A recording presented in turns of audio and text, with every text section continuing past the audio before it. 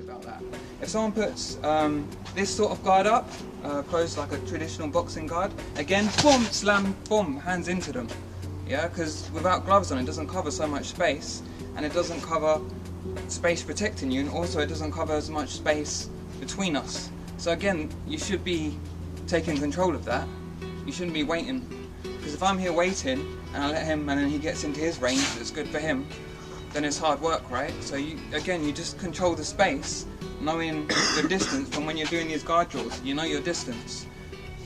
The reason we're working this one is because this is like traditional old school, what you see, bare knuckle fighters. They use that guard to protect their head more because they don't want to take as many hits. Because if you haven't got gloves on and you take a lot of hits, it really obviously messes you up a lot really quick. You get cut really quick, it's bare hands, and you can get a lot of injuries.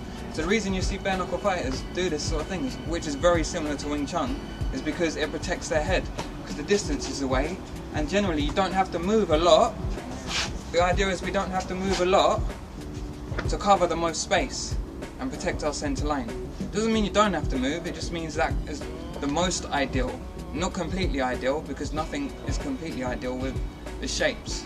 So that's kind of why we're working from this position when we're doing all these guards. It's that triangle that gives you leverage if something comes in, and you're just creating that by having your elbows down, which is again easier to if you have your hands up. If I lift my arms up like this and try and push into him when he pushes back, you can see all the force is going to go into my shoulders and knock me back, yeah? Because I'm not connected. The other reason is because we're connecting to someone, touching, any sort of connection. As soon as I drop my elbows, it's easy now for me to drive. Whether not that you're going to push someone away, but it's just showing you that the force is easier to generate with my elbows closer to me. And we already kind of know that. If you hold something heavy, elbows out, it's really difficult, right? If you hold it in like this, you can hold something